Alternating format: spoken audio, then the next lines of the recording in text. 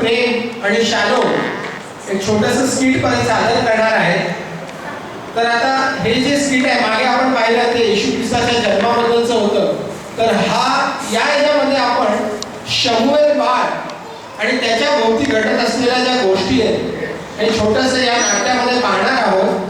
तर जी लहान लेकरे करत आहेत त्याला चांगला प्रतिसाद द्या आणि ते काय संदेश देत आहे या स्किटमधनं हे आपण ओळखण्याचा प्रयत्न करू. कारण हे स्किट करण्याचं कारण किंवा नुसतं एक ड्रामा किंवा एक प्रकारची स्टोरी नाही. स्टोरी तर आपण बायबलमध्ये नेहमीच वाचतो, पण त्यातनं त्यांना आपल्याला संदेश काय द्यायचा आहे, आपल्याला काय सांगायचं आहे हे आपण त्यातनं शिकायचा प्रयत्न करूया. तर आपण स्किट आता पाहूया.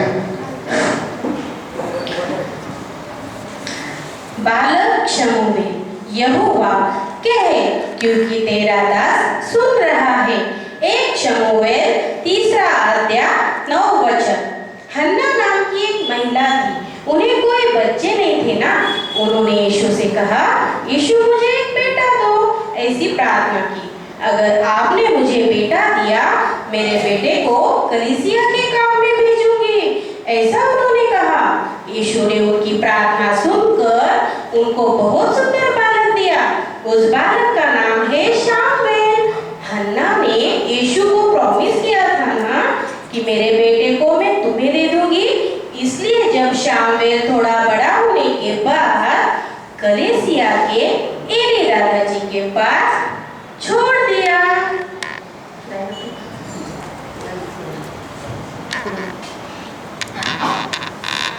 एली दादाजी की उम्र बढ़ रही थी, वह ठीक से देख भी नहीं सकते थे. उस समय उनकी सबसे ज्यादा मदद किसने की पता है? शामवेल ने. शामवेल एली दादाजी के सभी बातों को आज्ञापूर्वक मानते थे.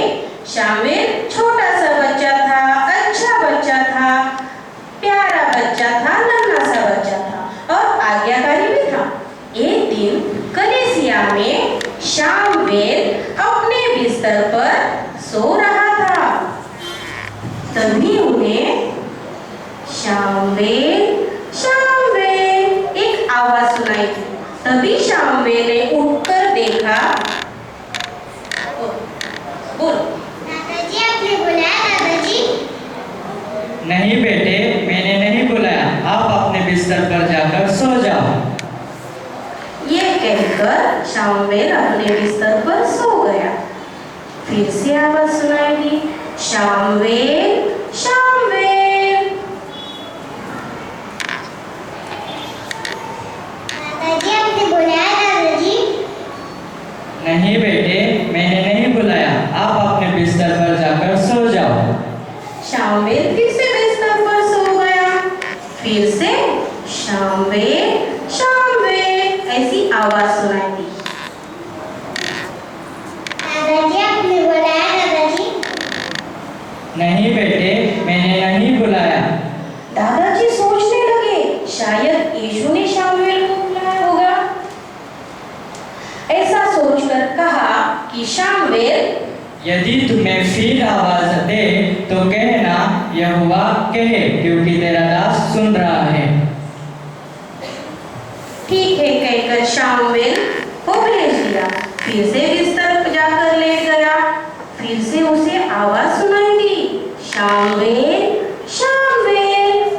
तभी शामवेल ने कहा, यहोवा कहे क्योंकि तेरा दास सुन रहा है. जवाब दिया. तभी यीशु ने कहा, क्या कहा पता है? एली के बच्चे बहुत गलत काम कर रहे हैं, बहुत पाप कर रहे हैं, अन्याय कर रहे हैं. उन्हें मैं दंड देने वाला हूँ. ऐसा उन्होंने कहा और इस सुनने के बाद शामवेल रात को सो गया.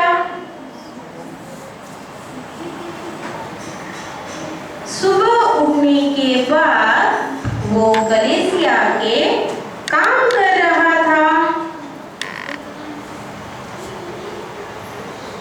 दादाजी आए और पूछा, रात को यीशु ने आपसे कौन सा वचन बोला? तभी शामवेल ने कहा, एली के बच्चे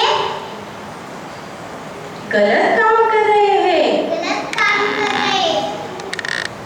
इसलिए इसलिए उन्हें दंड देंगे, उन्हें दंड देंगे। ऐसा उन्होंने कहा। ऐसा उन्होंने कहा। ये सुनकर एली दादाजी ने कहा, यीशु जो भी करते हैं अच्छे के लिए ही करते हैं।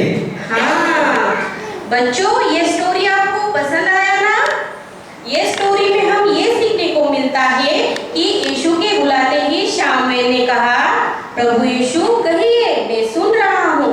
तभी हम हमारे जब मम्मी पापा या बड़े हमें आवाज देते हैं, कोई काम के लिए मदद के लिए बुलाते हैं, तो हमें भी शामुएल की तरह आज्ञाकारी बनना चाहिए। ठीक है। और दूसरी बात क्या सीखते हैं कि परमेश्वर का वचन शामुएल ने एली दादाजी के साथ शेयर किया। हमें भी परमेश्वर का वचन एक दूसरों के साथ शेयर करना चाहिए। Thank you.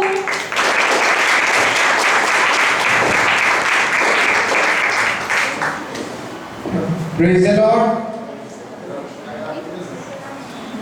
आपण आता सुंदर